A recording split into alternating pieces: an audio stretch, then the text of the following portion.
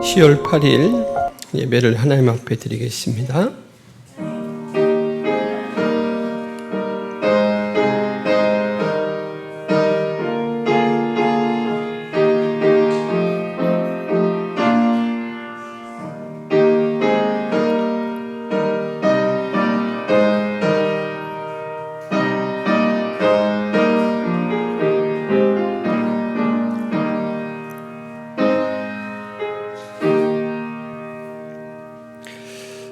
하나님 아버지의 거룩하고 복된 날, 저희를 예배의 자리로 불러주셔서 감사합니다.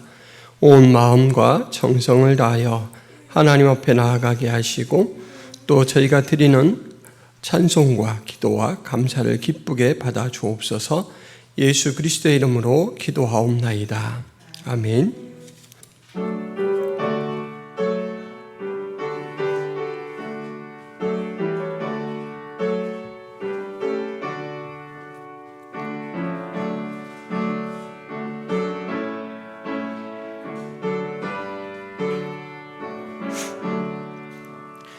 복의 근원 강림하사 찬송하게 하소서. 한량없이 자비하심 증량할 길 없도다. 천사들의 찬송가를 내게 가르치소서. 구속하신 그 사랑을 항상 찬송합니다. 주의 크신 도움받아 이때까지 왔으니 이와 같이 천국에도 이르기를 바라네. 하나님의 품을 떠나 죄에 빠진 우리를 예수 구원하시려고 보혈 흘려 주셨네.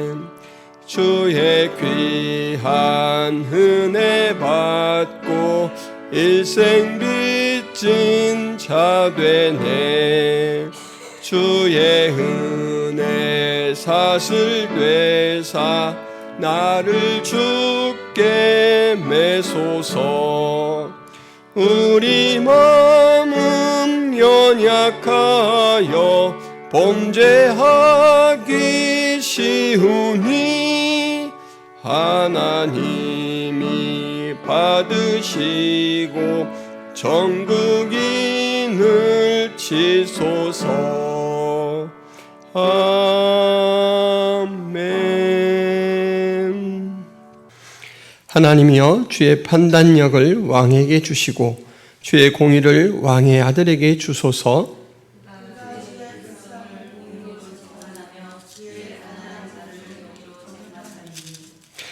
이로 말미암아 산들이 백성에게 평강을 주며 작은 산들도 그리하리로다.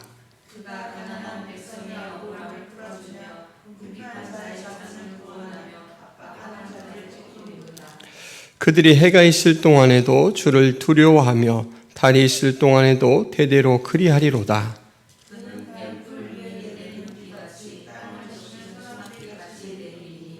그의 날에 의인이 흥왕하여 평강의 풍성함이 달이 다할 때까지 이르리로다.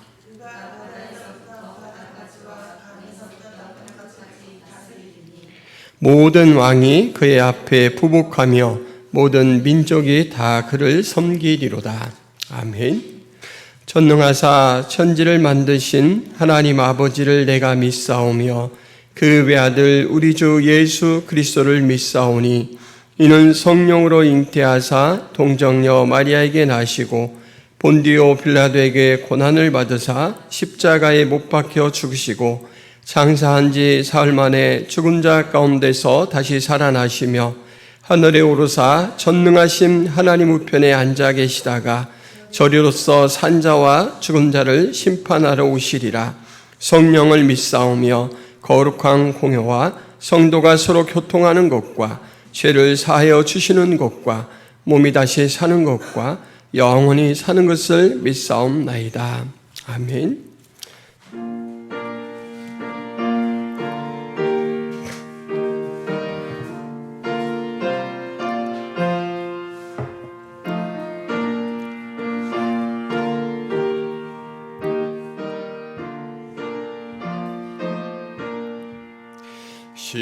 십자가 군병들아 주 위에 일어나 기들고 앞서 나가 담대히 싸우라. 주께서 승전하고 영광을 얻도록 그 군대 거느리사 이기게 하시네.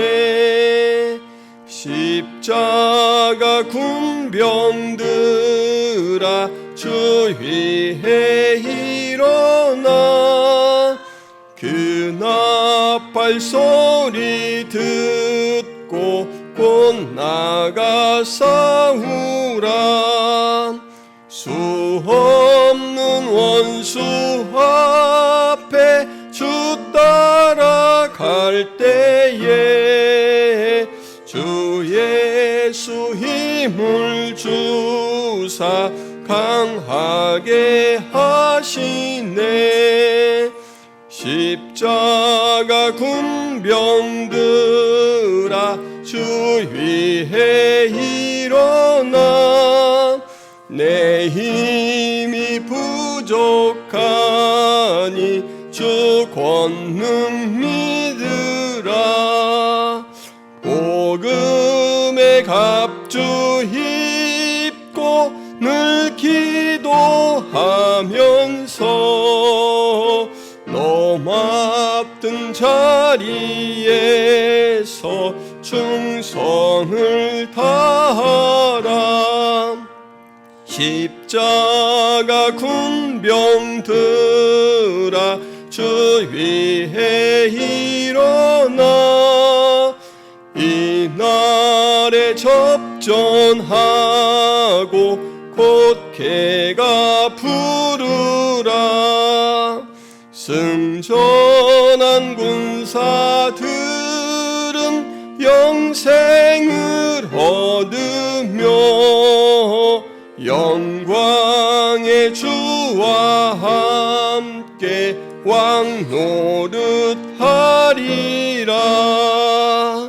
아멘. 사랑이 무한하신 하나님 아버지, 깜깜한 칠흑 같은 저 인생에 빛으로 오셔서 하나님을 소망하게 하시고 하늘나라의 유업을 있는 자로서 복을 허락하여 주시니 감사합니다. 우리의 모든 삶의 여정에 우리 주님께서 인도자가 되어주셔서 좌로나 우로나 치우치지 아니하고 항상 하나님의 사랑 안에 거할 수 있도록 도와주옵소서. 하나님, 아직도 저희가 무지하고 연약하여 짓는 많은 죄가 있고 허물이 있습니다. 우리가 그것을 생각하며 주 앞에 고백하고 용서를 구할 때 모든 죄를 깨끗하게 씻어 주옵소서. 하나님, 예수 그리스도 안에 있는 복을 알 뿐만 아니라 예수 그리스도 안에 있는 사명 또한 저희들이 발견하게 하여 주옵소서. 안으로는 계속 교통하며 신앙이 성장해 가야 하고 또 밖으로는 복음을 통하여 많은 영혼들에게 하늘나라의 이정표로서의 역할을 감당할 수 있는 저희들이 되게 하여 주옵소서. 이를 위하여 무엇보다도 하나님 그 지극하신 사랑 안에 보내주신 예수 그리스도와 친밀한 교통을 나누어야 되겠습니다. 예수를 알아가게 하시고 예수와 교제하게 하시고 또 예수를 통하여 하나님의 모든 것들을 공급받게 하여 주옵소서. 우리의 입술과 영혼과 행하는 모든 것들 속에서 예수 그리스도의 닮은 모습들이 드러나게 하여 주옵소서. 하나님, 또한 우리의 기도의 지평이 넓어지기를 원합니다. 우리 개인의 기도뿐만 아니라 교회와 주변 이웃들, 우리 하나님께서 원하시는 영역들, 그리고 주님의 뜻이 온전히 이 세상 가운데 이루어지기를 함께 기도하는 그러한 기도의 삶을 살아갈 수 있도록 도와주옵소서. 하나님, 우리의 신앙력이 영향력이 있기를 원합니다. 우리의 경건의 모습 속에 구원받은 증거들이 드러나게 하시고, 그로 인하여 구원의 현실들이 많은 사람들에게 느껴지게 도와주옵소서. 오늘도 그 은혜 속에서 주님 앞에 예배할 때 친밀한 교통으로 저희에게 함께하여 주옵시며, 말씀을 들을 길을 열어주셔서 말씀 속에 아멘 감사할 수 있는 저희들이 되게 하여 주옵소서. 예수 그리스도의 이름으로 기도하옵나이다. 아멘. 교회 소식을 말씀드리겠습니다. 김포 성악에 오신 성도 여러분을 예수님의 이름으로 환영하고 축복합니다. 2023년도 많이 지났습니다. 계속해서 기도에 가시면서 내 믿음이 바로 세워질 수 있도록, 그리고 나를 통하여 가정과 교회와 이웃이 세워질 수 있도록 힘써 주시기를 바랍니다. 오후 시간에 계속해서 소그룹 모임을 합니다. 성경 통독을 위한 성경 문제풀이 20번째가 나왔습니다. 성경을 읽으시고 또 답을 잘 달아서 제출해 주시기를 바랍니다. 지역전도 화요일, 수요일, 목요일에 있고, 천사도인 요양원 박물은 금요일에 있고, 길드 모임이 토요일 14일에 있습니다. 이길 한마음 선교사님, 김경민 목향이 선교사님 위해서 계속해서 기도해 주시기 바랍니다. 이상입니다. 그들이 전에 맹인이었던 사람을 데리고 바리새인들에게 갔더라. 예수께서 진흙을 이겨 눈을 뜨게 하신 날은 안식일이라.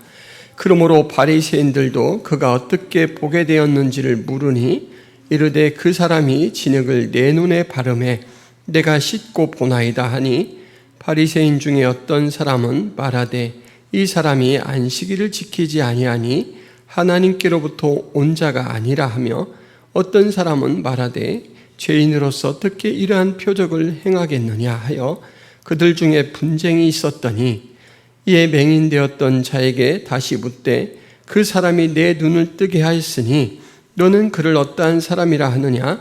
대답하되 선지자니이다 하니, 유대인들이 그가 맹인으로 있다가 보게 된 것을 믿지 아니하고 그 부모를 불러 묻되, 이는 너희 말에 맹인으로 났다는 너희 아들이냐? 그러면 지금은 어떻게 해서 보느냐? 그 부모가 대답하여 이르되 이 사람이 우리 아들인 것과 맹인으로 난 것을 아나이다. 그러나 지금 어떻게 해서 보는지 또는 누가 그 눈을 뜨게 하였는지 우리는 알지 못하나이다. 그에게 물어보소서. 그가 장성하였으니 자기 일을 말하리이다. 그 부모가 이렇게 말한 것은 이미 유대인들이 누구든지 예수를 그리스도로 시인하는 자는 출교하기로 결의하였으므로 그들을 무서워함이로라. 이러므로 그 부모가 말하기를 그가 장성하였으니 그에게 물어보소서 하였더라. 이에 그들이 맹인이었던 사람을 두 번째 불러 이르되 너는 하나님께 영광을 돌리라. 우리는 이 사람이 죄인인 줄 아노라. 대답하되 그가 죄인인지 내가 알지 못하나 한 가지 아는 것은 내가 맹인으로 있다가 지금 보는 그것이니이다. 그들이 이르되 그 사람이 내게 무엇을 하였느냐? 어떻게 내 눈을 뜨게 하였느냐? 대답하되 내가 이미 일렀어도 듣지 아니하고 어찌하여 다시 듣고자 하나이까? 당신들도 그의 제자가 되려 하나이까? 그들이 욕하여 이르되 너는 그의 제자이나 우리는 모세의 제자라. 하나님이 모세에게는 말씀하신 줄을 우리가 알거니와 이 사람은 어디서 왔는지 알지 못하노라. 그 사람이 대답하여 이르되 이상하다. 이 사람이 내 눈을 뜨게 하였으되 당신들은 그가 어디서 왔는지 알지 못하는도다. 하나님이 죄인의 말을 듣지 아니하시고 경건하여 그의 뜻대로 행하는 자의 말은 들으시는 줄을 우리가 아나이다. 창세 이후로 맹인으로 난 자의 눈을 뜨게 하였다함을 듣지 못하였으니 이 사람이 하나님께로부터 오지 아니하였으면 아무 일도 할 수 없으리이다. 그들이 대답하여 이르되 내가 온전히 죄 가운데서 나서 우리를 가르치느냐 하고 이에 쫓아내어 보내니라. 아멘. 요즘 도로에 나가면 초보 운전을 알리는 여러 가지 재미난 스티커들이 많이 있습니다. 제가 만난 스티커 하나를 소개해 보겠습니다. 결처보온에 원래 문자 풀이를 하자면 풀을 묶어 은혜에 보답한다 라는 뜻입니다. 이 배경은 춘추 전국시대 진나라입니다. 그 나라에 군주로 있는 이무자라는 사람에게 아주 사랑하는 애첩이 한 명 있었습니다. 아들 위가에게 그에 관해서 이렇게 유언을 했었습니다. 내가 죽으면 저 아이를 좋은 자리에 제가 시켜주도록 하여라. 이 어린 첩이 그 인생이 안쓰럽게 느껴져서 이런 유언을 남긴 것이죠. 그런데 어느 날 이 이무자가 병이 들었고 위독해졌을 때 유언을 바꿉니다. 여러분 뭐라고 바꿨을까요? 나 죽으면 저 아이도 함께 묻어다오. 이렇게 이야기를 했습니다. 끝에 욕심이 났던 것 같아요. 여러분 그렇게 해서 이무자가 죽었습니다. 이제 남은 아들 고민에 빠지죠. 과연 순장을 시켜야 하나 제가를 시켜야 하나 고민하다가 이 아들은 고심 끝에 아버지가 맑은 정신으로 하신 유언을 따르겠다라고 해서 첩을 개가시켜줬습니다. 팔자를 바꿔줬죠. 그렇게 세월이 흘러갔고 이제 위가가 왕이 되어서 이웃나라와 전쟁을 하던 중에 적장을 추격할 상황이 벌어졌습니다. 여러분 이 당시 싸움은 적장을 굴복시키면 전쟁도 끝이 나죠.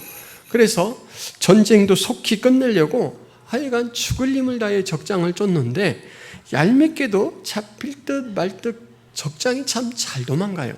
그러다가 어느 숲에서 갑자기 적장이 굴러 떨어지는 거예요.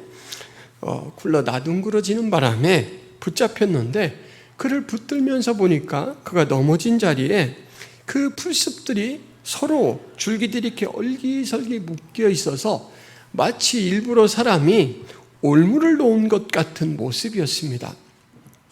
참 별일도 다 있다.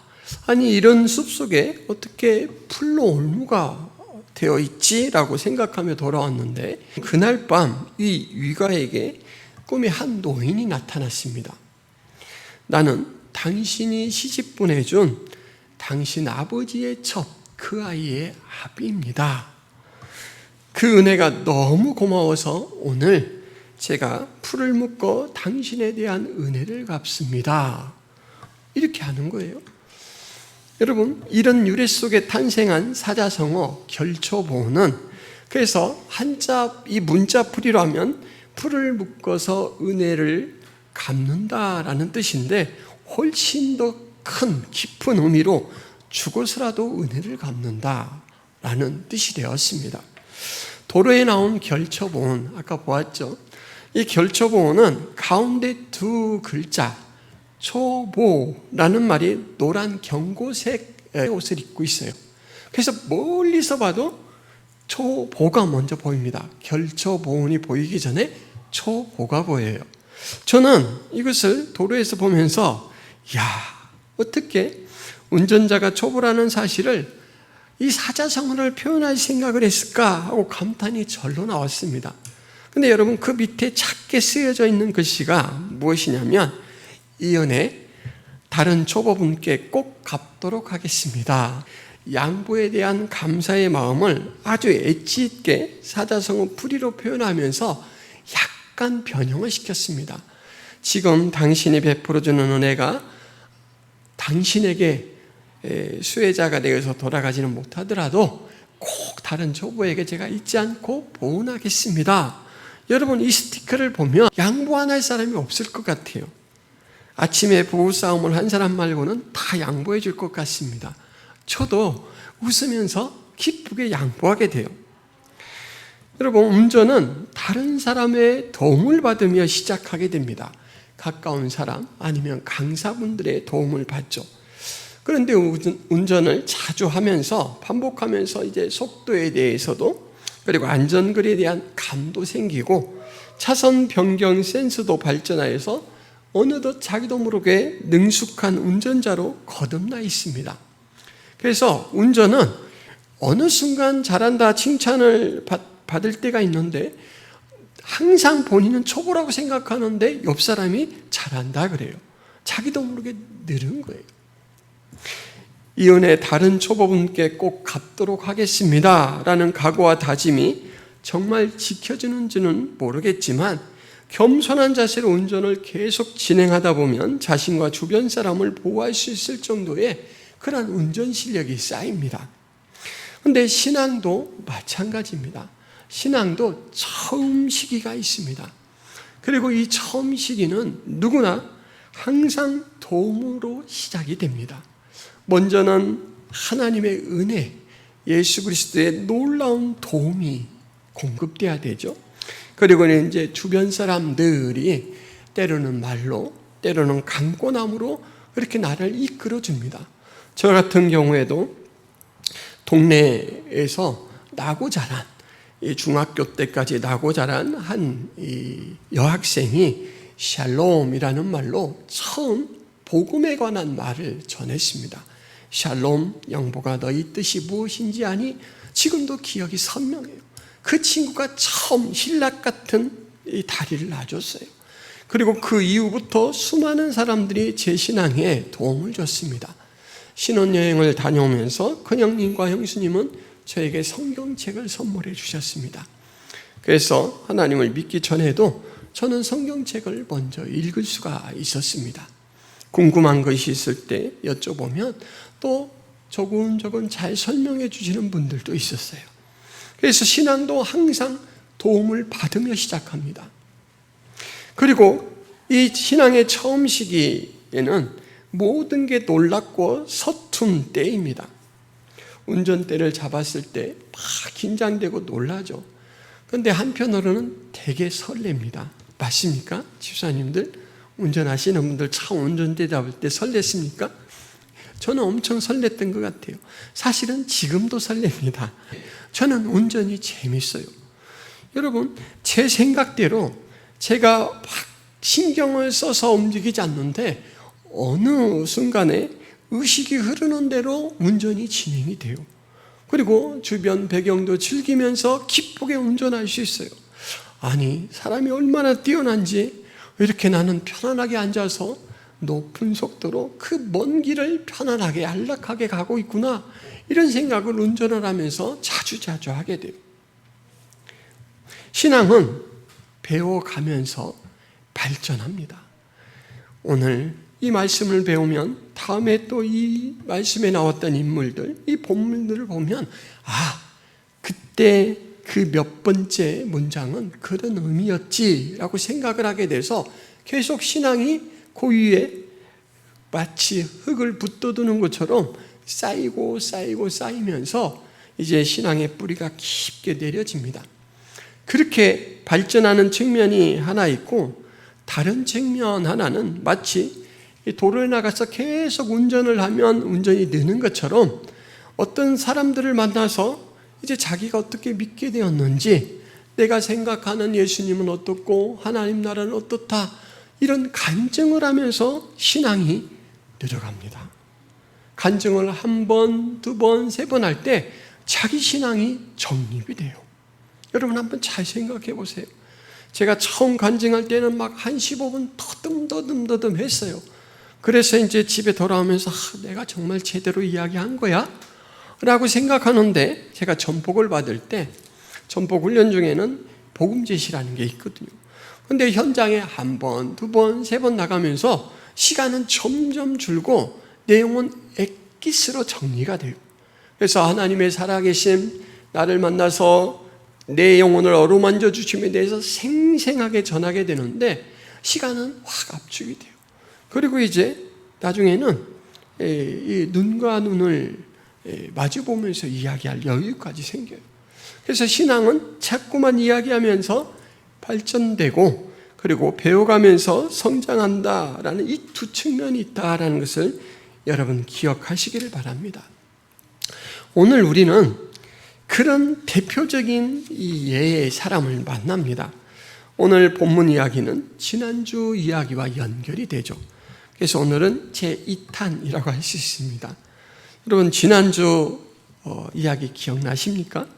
태어나면서부터 맹인되었던 사람이 예수님을 만납니다. 제자들은 하나같이 그 맹인을 부정적인 시각으로 보고 예수님에게 말해요.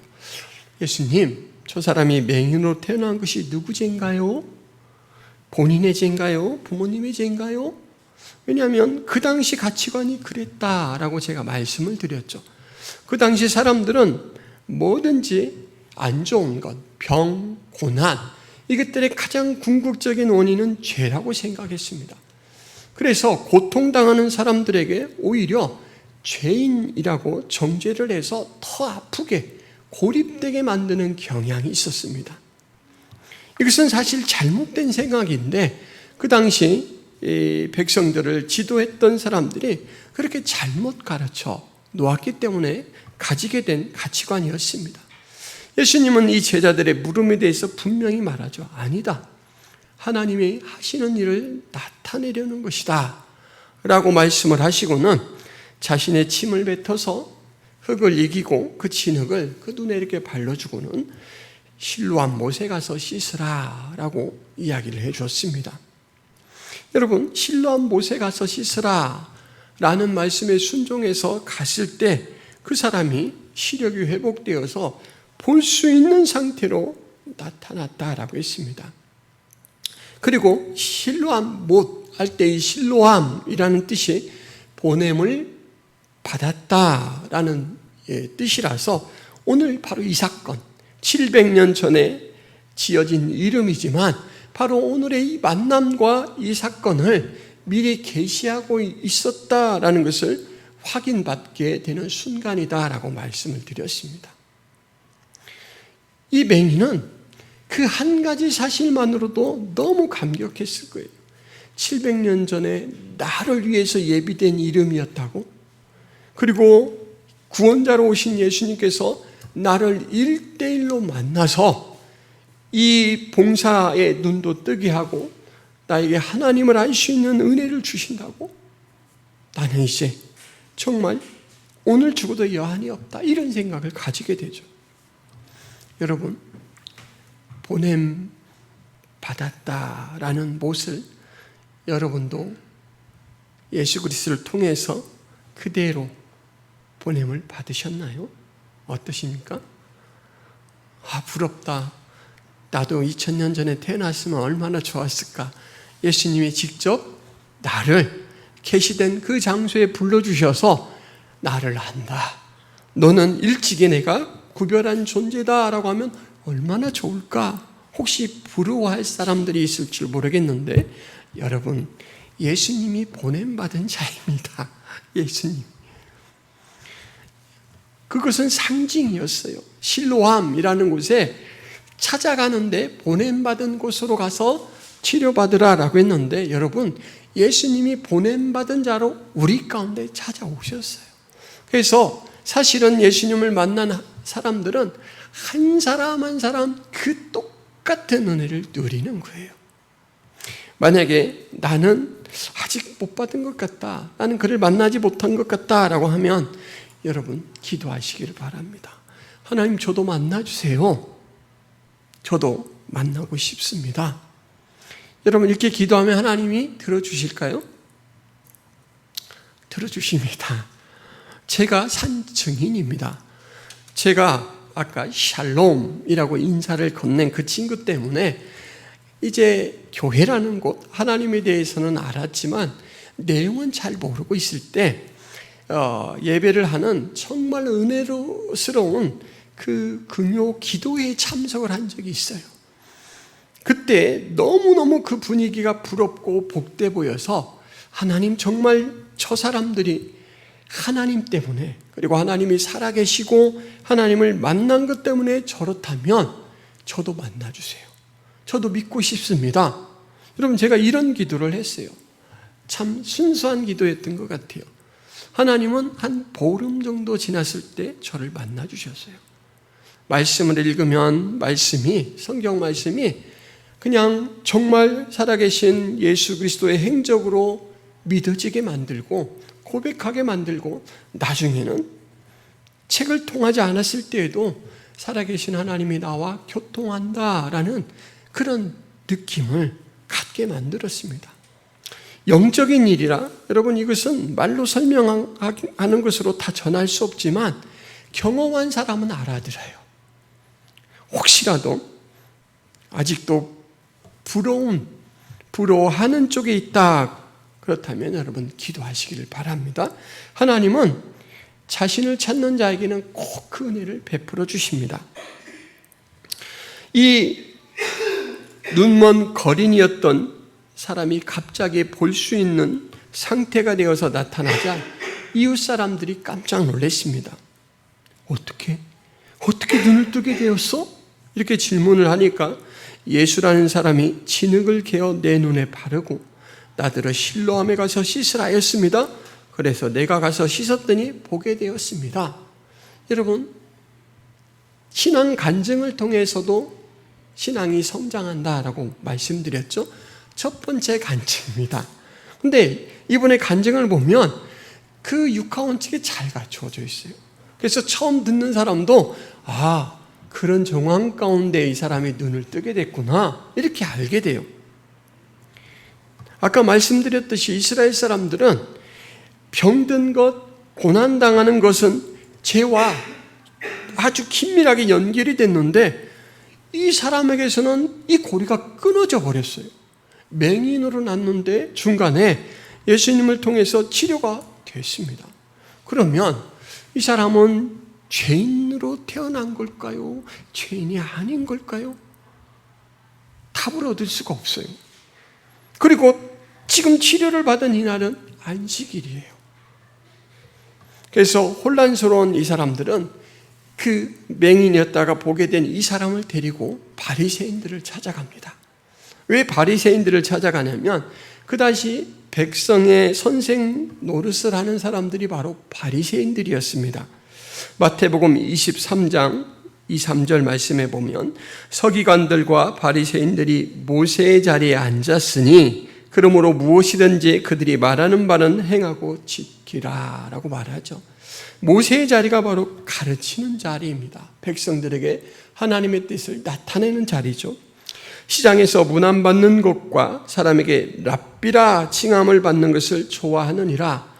이것도 바리새인에게 한 말인데 이때 랍비라는 말이 바로 선생님이란 뜻입니다.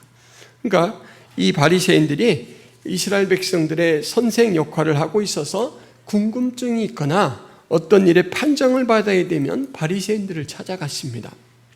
바리새인들을 찾아가서 해명을 듣고 싶은 거예요. 도대체 이 사람은 그러면 죄인입니까? 아닙니까? 그리고 안식일에 이런 일을 했는데 이 사람의 능력으로 봐서는 하나님에게서 온 사람이 맞는 것 같은데 어떻게 돼야 됩니까? 여기에 대해서 해명을 듣고 싶죠. 근데 여러분, 바리새인들은 안식일에 병을 고친 예수님 오늘 처음 대면한 모습이 아닙니다. 요한복음 5장에 보면 이 예루살렘 베데스다 연못이라는 곳에서 38년 된 병자를 예수님이 치료해 주셨는데 그때도 안식일이었습니다. 그때 이 예수님이 안식일에 이런 치료 행위를 한다라는 것을 알고 나서 사람들이 어떤 이 판단을 했냐면 요한복음 5장 16절에 이런 말씀이 나옵니다. 안식일에 이러한 일을 행하신다여 유대인들이 예수를 박해하게 된지라. 예수를 하나님 편보다는 다른 편으로 생각해서 박해를 시작했습니다. 안식일 위반, 이것은 구약 개념으로 보면 엄청난 잘못입니다. 그런데 예수님이 정말 안식일을 위반했느냐? 그건 아닙니다. 이 당시 이스라엘 사람들은 하나님이 정한 율법 외에 자신들이 생각하는 여러 가지 세부 조항을 붙여서 이 안식일에 하나님을 만나서 그 복을 누려야 할 이 사람들에게 아이고 잘못하면 어떡할까 전전긍긍하는 아주 위태로운 의무사항, 큰일 날 일이 있을 수 있으니까 조심조심 보내야 되는 그런 날로 만들고 말았습니다. 그래서 예수님은 원래 안식일 정신으로 돌아가서 안식일을 준수하시고 그들이 만들어 놓은 괴물 같은 안식일에 대해서는 저항하고 깨트려 주시려고 하시는 것입니다. 이 안식일 위반 바리새인이나 잘 알지 못하는 유대인 입장에서죠, 이 안식일 위반 사실을 되게 못마땅하게 생각하고 있는데, 이 안식일 치료에 대해서 예수님이 본인 스스로 해명한 말씀이 있어요. 요한복음 5장 17절에 내 아버지께서 이제까지 일하시니 나도 일한다. 여러분, 이 말씀이 뭐냐면 하나님 아버지께서 이제까지 안식일에도 일하시니 나도 일한다라는 거예요. 무슨 말입니까? 안식일 위반 사실에 이미 빈정이 상한 유대인들이 가만히 들어보니까 아이고, 이제는 거기에 한술 더 떠서 하나님을 자기 아버지라 그래요. 아니, 사람의 몸을 입고 있는 자가 하나님을 자기 아버지라고 그래요. 그러니까 이제 대노합니다. 그래서 18절, 요한복음 5장 18절에 보면 이로 말미암아 더욱 예수를 죽이고자 하니 이는 안식일을 범할 뿐만 아니라 하나님을 자기의 친아버지라 하여 자기를 하나님과 동등으로 삼으심이로라. 예수님은 점점 자기 계시가 강해집니다. 그럴수록 예수님을 다 알지 못하고 성경에 본 그 맥락을 잘 알지 못하는 사람은 점점점 예수님을 배척하고 대항합니다. 이런 배경을 생각하고 오늘 본문을 살펴봐야 됩니다. 오늘 이 처음 시작하는 말씀에 보면 뭐라고 이야기합니까? 바리새인들이 그에게 물었다라고 말해요. 그러므로 바리새인들도 그가 어떻게 보게 되었는지를 물으니, 자, 이때 물었다라는 말이 우리나라 성경에서는 그 분명한 뜻이 보이지 않는데 원래 헬라어 원문에는 다시라는 말이 기록이 되어 있습니다. 그래서 묻는 행동을 반복하고 있다라는 것이 강조됩니다. 여러분, 육하원 측이 잘 갖춰 진술한 이 말에 모든 정황이 고스란히 드러나기 때문에 재차 물을 필요가 없죠. 근데 바리새인들은 자꾸 물어요. 반복적으로 묻는 것은 그 일이 일어난 진상을 알고자 하거나 이적을 행하신 분이 하나님의 아들이시라는 것을 확인하고자 하는 선한 의도가 아닙니다. 그들의 결정은 이미 아까 제가 말씀드린 대로 요한복음 5장에서 끝이 났어요. 안식일을 위반했다라고 해서 그를 핍박하게 되었고, 이제 하나님과 동등된 이로 제시를 했기 때문에 죽여야겠다라고 결정을 했습니다. 그래서 지금 묻는 것은 궁금한데 잘 얘기해봐가 아니고 사실 확인이 목적이 아니라 예수님에 대한 혐의 확정을 위해서 빌미를 잡기 위한 것입니다. 그런데 여하간 이 바리새인들이 어떤 의도로 묻든 이 사람은, 예수님을 직접 만난 이 사람은 자신의 경험한 사실에 대해서 아주 성실하게 또 증언합니다. 두 번째 간증이에요. 이 두 번째 간증을 듣고 바리새인들 사이에서 패가 나눠졌습니다. 한쪽은 안식일을 지키지 않으니까 이 사람은 하나님께로부터 온 사람이 분명히 아니야 라고 똑같이 핍박을 하는데, 다른 이 반응을 보이는 사람들이 생겼습니다. 무엇이냐면, 죄가 있는 사람이 어떻게 그런 표적을 행하여 보일 수 있겠는가? 한쪽은 형식과 절차를 중요시하는 보수 쪽이라면, 한쪽은 내용의 특별성의 의미를 부여하는 조금은 진보적인 성향을 가진 사람들입니다. 보수는 그냥 따져볼 것도 없다, 안식일을 지키지 않으니 뭔 하나님 편에 서겠느냐, 이렇게 단정해 버리는데, 이 진보파들은 조금 더 두고 봐야 되지 않을까 하고 유보를 하죠. 판단을 유보를 하고 예수님에 대해서 호의적으로 평가를 합니다. 여러분, 이 변화가 바로 이 사람의 두 번째 간증을 통해서 일어났다라는 것 참으로 놀랍습니다. 하나님이 그를 두고 쓰시면 그러한 일이 일어나죠. 요한복음 5장 이후 바리새인들의 취한 태도로 볼 때 이 후자의 이 모습을 보인 사람들은 반란표가 분명해요. 분쟁이 생겼습니다. 그들 사이에 분쟁이 생기니까 다시 맹인이었던 사람에게 주목하고 물어요. 그 사람이 내 눈을 뜨게 하였으니 너는 그를 어떠한 사람이라 하느냐? 이 질문의 의도가 정확하게 드러나기 위해서는 안식일에라는 말이 들어가야 될 것이다 라고 이렇게 주장하는 사람들이 있어요. 안식일을 넣으면 이렇게 됩니다. 그 사람이 안식일에 내 눈을 뜨게 하였으니 너는 그를 어떠한 사람이라고 하느냐? 여러분, 지금 바리새인들의 질문이나 묻는 것, 태도를 가만히 보자면 공정한 선에서 들으려고 하는 자세는 절대 아닙니다. 그러니까 안식에 그 일을 했거든, 이 사람이. 또 안식일에 고침받았지? 잘 기억하고 대답해. 이렇게 유도를 하는 거예요. 예수님이 어떤 사람이다라는 그 신상 명세에 대해 답하는 것이 아니라 자격에 답하도록 묻는 거예요. 자격에 대해. 여러분, 이 자격에 대해 어떻게 답하는가에 따라서 지금 이 바리새인들은 선생이고 이스라엘의 지도급이잖아요. 그 질문에 따라서 이 사람에 대한 대우가 달라집니다. 그런데 이 사람은 뭐라고 대답하냐면 선지자니이다 이렇게 대답해요. 선지자니이다. 여러분, 이 선지자니이다 이 대답을 곧바로 하는데 군더더기가 하나도 없는 순살 대답입니다. 선지자입니다. 눈치를 안 봐요. 11절에서 이웃들에게 간증을 할 때는 예수라는 그 사람이라고 예수님을 지칭했는데 이제 바리새인들하고 대화 속에서는 선지자라는 호칭이 바뀝니다. 예수님에 대한.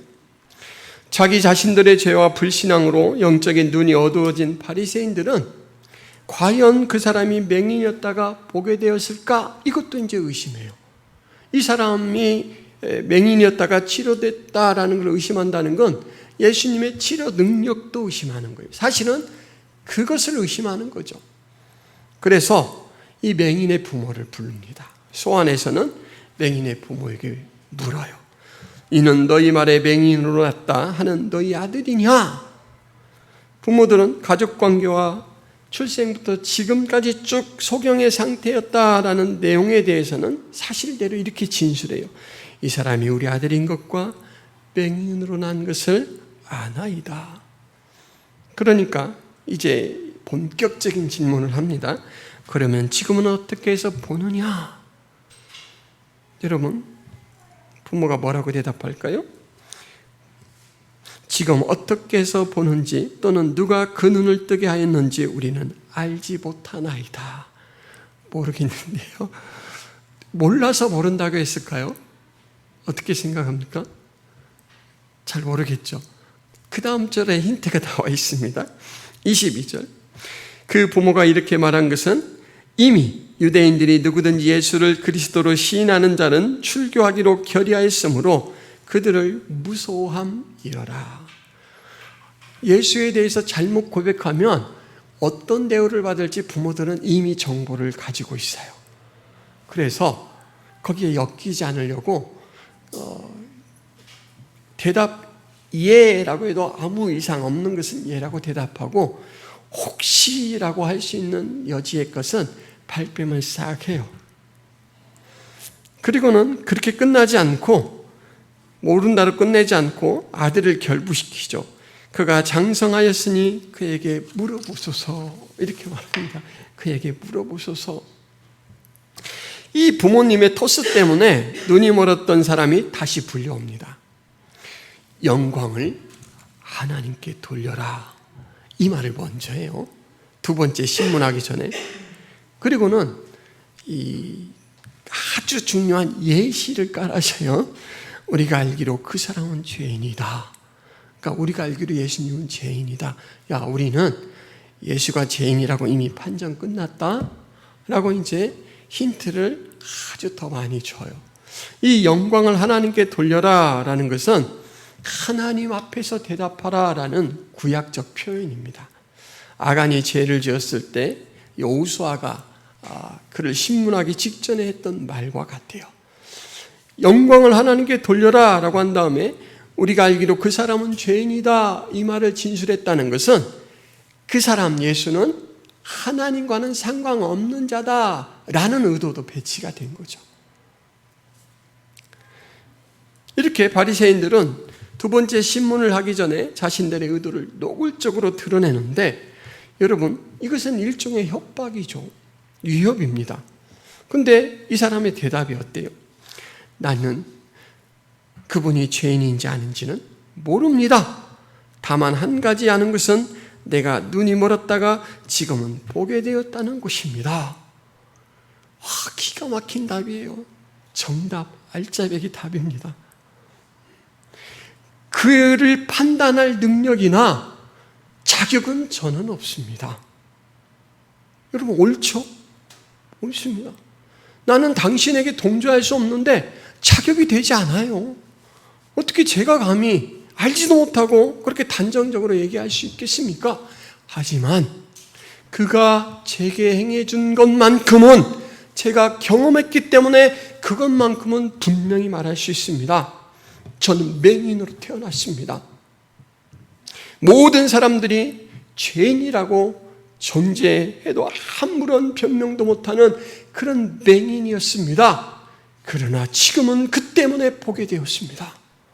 이렇게 이야기하는 거예요. 바리새인들이 할 말이 없으니까 다시 물어요. 그 사람이 내게 한 일이 무엇이냐? 어떻게 나았느냐? 다시 물어요. 그가 내 눈을 어떻게 뜨게 하였느냐? 물으니까 당돌하게 이 사람이 이렇게 이야기해요. 거기서는 내가 이미 말씀드렸는데 여러분은 고지 듣지 않았습니다. 그러면 어찌하여 다시 들으려고 하십니까? 여러분도 그의 제자가 되려고 하십니까? 이제는 그 의도를 반영한 태도입니다. 이 사람이 정말 아무것도 몰라서 무지 상태에서 제자가 되고 싶으신 거예요? 이렇게 묻는 게 절대 아닙니다. 의도를 다 읽었어요. 그래서 이제는 이 사람도 부드럽고 공손하지만 내용으로는 받아치는 거예요. 어떻게 말하면 그들의 그런 태도를 조롱하는 거죠. 증거가 이렇게 명확한데 언제까지 당신들은 눈 감고 있을 겁니까? 그런 이야기죠. 여러분, 지금까지는 논리적으로 왔다 갔다 했어요. 위협은 했을 망정 논리적이었습니다. 그런데 이제는 바리새인들이 더 이상 나아갈 수가 없어요. 왜냐하면 이 사람 말이 워낙 단단한 근거에 서 있잖아요. 그리고 그에게 일어난 일은 사실이잖아요. 그러니까 바리새인들이 그냥 욕을 한 바가지를 퍼대줍니다. 여러분, 욕을 한 바가지를 퍼대줘요. 싸우다가 먼저 흥분한 사람이 지는 거예요. 맞죠? 왜 그런 줄 아세요? 논리가 딸려요. 내세울 게 없어요. 근거가 빈약한 사람이 흥분하게 됩니다. 그래서 진짜 쌈 잘하는 사람은요, 조목조목 논리적으로 말하고 흥분도 안 해요.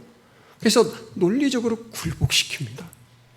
근데 여러분, 지금 맹인으로 태어나서 지금까지 자라서 배운 것도 별로 없어요. 단지 그에게 있는 거라고는 예수 만난 경험밖에 없어요. 근데 그가 그 경험을 가지고 민족의 선생 역할을 하고 있는 바리새인들과 옥신각신 논쟁을 벌였는데 바리새인들이 항복하고 말았어요. 욕을 하고 물러났어요. 그러면서 뭐라고 이야기냐면, 너는 그 사람의 제자지만 우리는 모세의 제자다. 우리는 하나님이 모세에게 말씀하셨다는 것은 안다. 그런데 이 사람은 어디에서 왔는지 우리가 알지 못한다라고요. 모세는 히브리서에 보면 하나님 나라의 사환, 종으로 일한 사람이고 예수님은 아들로 일했다라고 해요. 월등하게 예수님이 훨씬 나은 분인데 지금 그것을 모르니까 이 영적으로 눈먼 맹인과 같은 이 사람들은 모세의 제자라고 자꾸 주장하고 예수님에 대해서는 거부합니다. 그 말을 듣고는 다시 한번 이 민족의 선생들 앞에 놀라운 논리와 통찰로 이렇게 대답합니다. 그분이 내 눈을 뜨게 하여 주셨는데도 여러분은 그분이 어디에서 왔는지 알지 못하니 참 이상한 일입니다. 하나님께서는 죄인들의 말을 들어주시지 않으시지만 하나님을 공경하고 그의 뜻을 따라 사는 사람의 말은 들어주시는 줄 우리가 압니다. 나면서부터 눈이 먼 사람의 눈을 누가 뜨게 하였다는 말은 창세부터 이제까지 들어본 적 없습니다. 그분이 하나님께로부터 오신 분이 아니라면 아무 일도 하지 못하셨을 것입니다. 하나님이 죄인의 기도를 듣지 않으시고 의인의 기도에 반응하신다. 이것은 구약 성경의 기본 사상입니다. 잠언 15장 29절에 여호와는 악인을 멀리하시고 의인의 기도를 들으시느니라. 여러분, 선생 앞에 또박또박 말씀으로 굴복시키는 이 초짜 신앙인을 보세요. 한마디 한마디 반박할 수 없는 근거와 타당한 주장에 더 이상 논쟁을 할 수 없는 바리새인들은 힘으로 이제 그를 굴복시키려고 합니다. 28절에서는 욕을 했다라고 나와 있고요. 34절에서는 먼저 그에게 모욕을 줍니다. 내가 완전히 죄 가운데서 태어났는데도 우리를 가르치려고 하느냐? 그리고 모욕을 주고는 34절 하반절에서는 폭력을 가하죠. 이에 쫓아내어 보내니라. 출교입니다. 이 당시 이스라엘에서는 출교를 당하면 엄청난 어려움이 있습니다. 백성들 사이에 교제를 할 수가 없고요. 대놓고 핍박을 가합니다. 왜냐하면 하나님 백성 아닌 걸로 이미 정했거든요. 그렇게 폭력을 가합니다. 여러분, 그러나 이 사람은 굴하지 않죠. 신앙의 힘은 경험에 있습니다.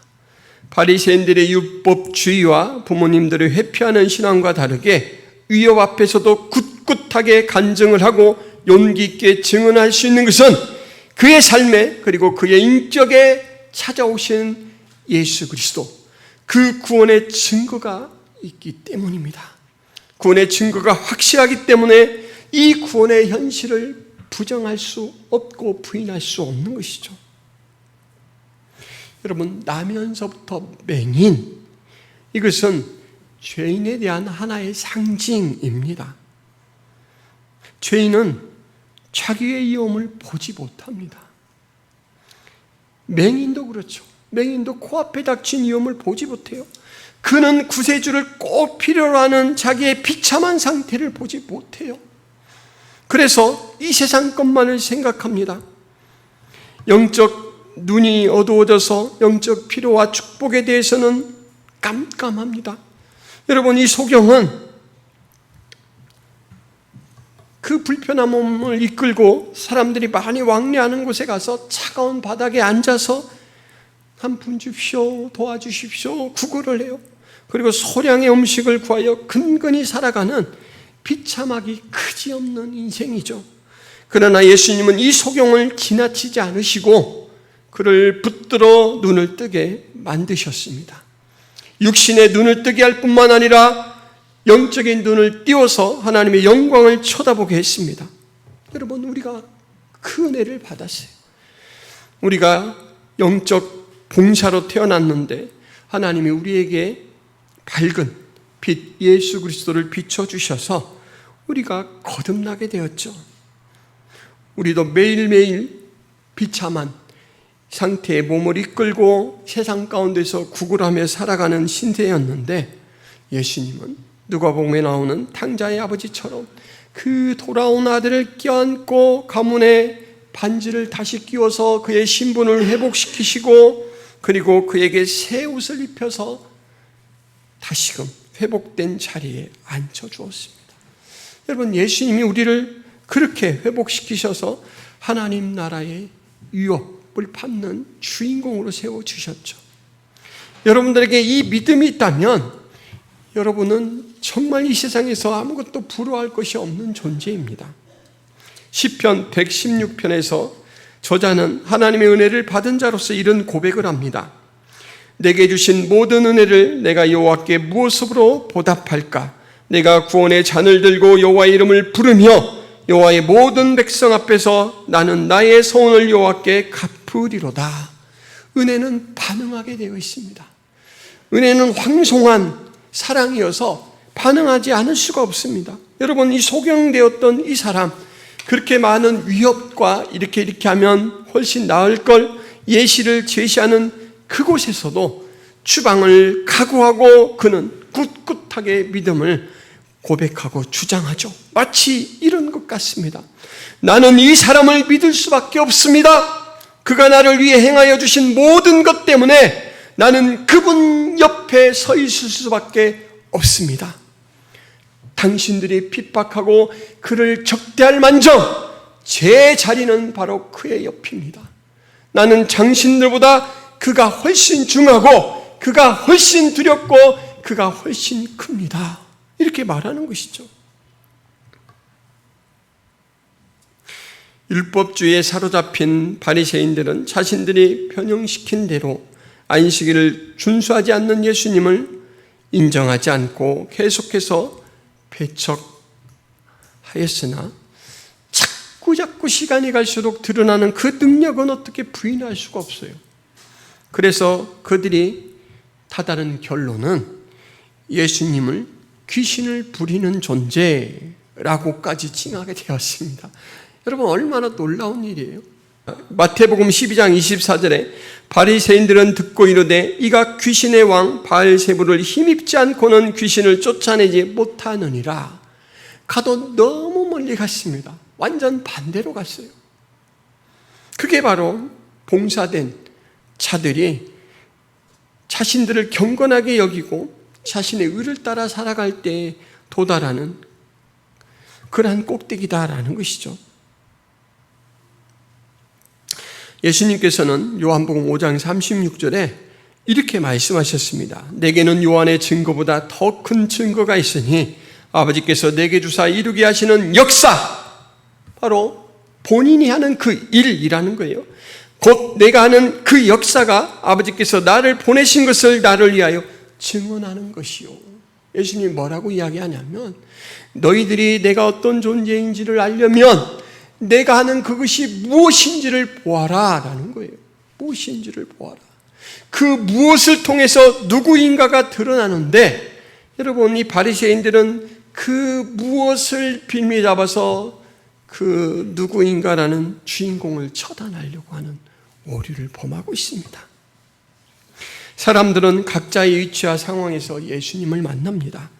예수님께서 주시는 생명을 받고 베푸시는 은혜를 누립니다. 그리고 자신의 처지에서 할 수 있는 모습으로 반응합니다. 우리의 삶의 영역이 각각 다르지만 우리 삶의 가장 궁극적인 본질은 같습니다. 거기서는 무엇이냐면, 여러분 한번 따라해 보세요. 은혜에 붙잡힌 인생. 은혜에 붙잡힌 인생이에요. 저와 여러분의 인생을 가장 공통분모로 말씀을 하자라고 한다면 은혜에 붙잡힌 인생이에요. 나는 그분이 죄인인지 아닌지는 모릅니다. 다만 한 가지 아는 것은 내가 눈이 멀었다가 지금은 보게 되었다라는 것입니다. 이것이 우리가 할 수 있는 최고의 고백이고 최선의 고백이다. 그리고 최선의 행동이다라는 건 여러분 잊지 마시기를 바랍니다. 김포 성화교회를 개척할 당시 코로나 시기에 교회를 개척한다라고 해서 많은 분들이 걱정을 하셨습니다. 그런데 전도 현장에서 만난 할머니들을 보면서 저는 김포 성화교회는 하나님이 정하신 때에 하나님이 세우신 교회라는 확신이 듭니다. 처음에는 교회 이야기도 꺼내지 말라고 완강하게 거부하셨던 그 할머니들이 지난 2해 동안 초청주일에 다녀가셨고, 지난 주일 전도 현장에서는 이번 크리스마스 출석도 약속하셨어요. 그분들의 연세가 80 중반 이후예요. 언제 하늘나라의 부름을 받고 떠날 수 있을지 모릅니다. 교회는 안 나가지만 우리들도 하나님을 믿어요 라고 말씀을 하시는데 함께 가신 전도자 한 분이 이렇게 바로잡아 주셨어요. 그렇게 생각하는 것은 우리나라 사람들이 말하는 하느님이고요, 교회 가서 만나는 기독교의 하나님은 하나님, 달라요. 하나님을 만나셔야 돼요. 이렇게 이야기해요. 여러분, 김포성화교회는 그분들이 소천하기 전에 그분들 마음속에 있는 하느님이 아니라 바로 하나님이 계시해 주신 예수 그리스도를 통한, 예수 그리스도 안에 나타내신 하나님을 믿도록 구원의 통로가 되는 것, 그것이 아닌가 생각합니다. 그리고 김포성화교회를 그렇게 은혜의 통로로 사용하시는구나 라는 믿음이 있습니다. 여러분, 은혜를 받은 사람에 대해서 예수님이 이렇게 말씀하셨어요. 누구든지 사람 앞에서 나를 시인하면 나도 하늘에 계신 내 아버지 앞에서 그를 시인할 것이요. 우리의 시인은 입술뿐만 아니고 우리의 삶, 선택, 결정, 모든 것들을 통해서 드러나죠. 때로는 욕하고 싶을 때 한 번 더 마음을 가라앉히고 그 사람을 용서하는 것, 이것도 예수 그리스도를 아는 사람으로서의 시인의 한 모습일 수 있습니다.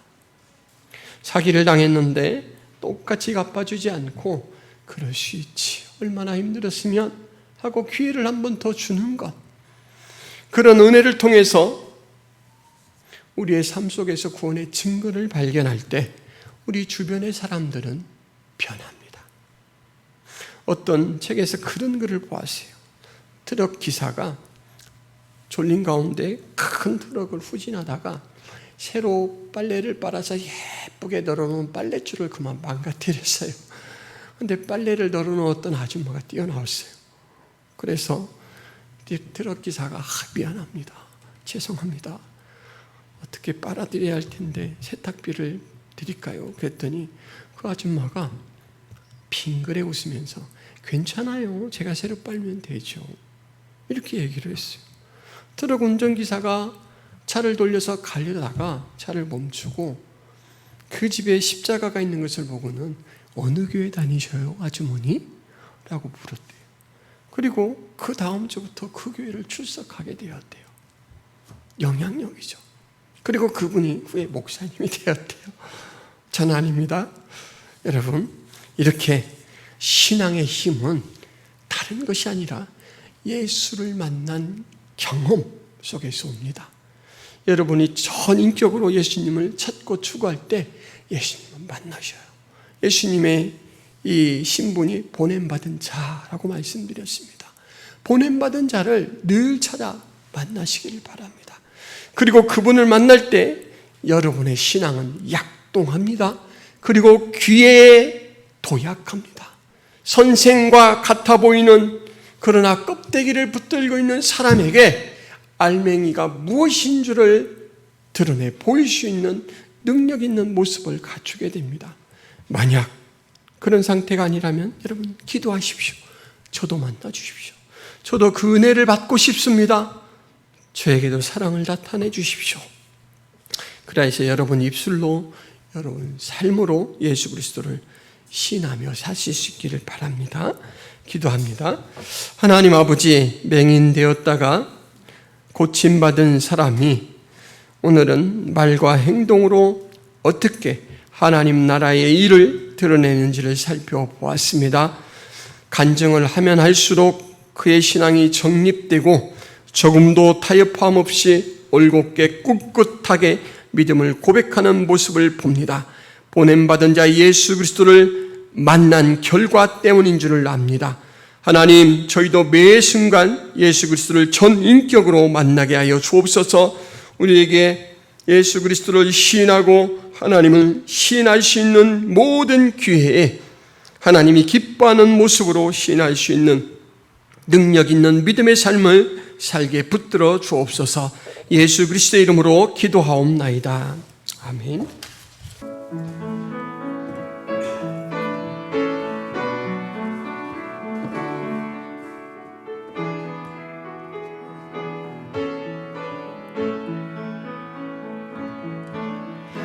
너의 하나님 여호와가 너의 가운데 계시니 그는 구원을 베푸실 전능자시라.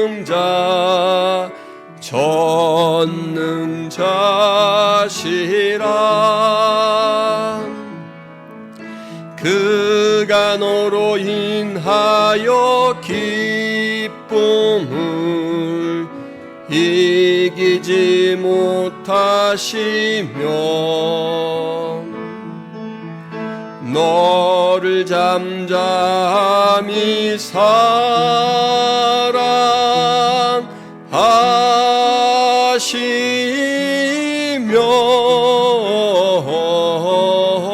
즐거이 부르며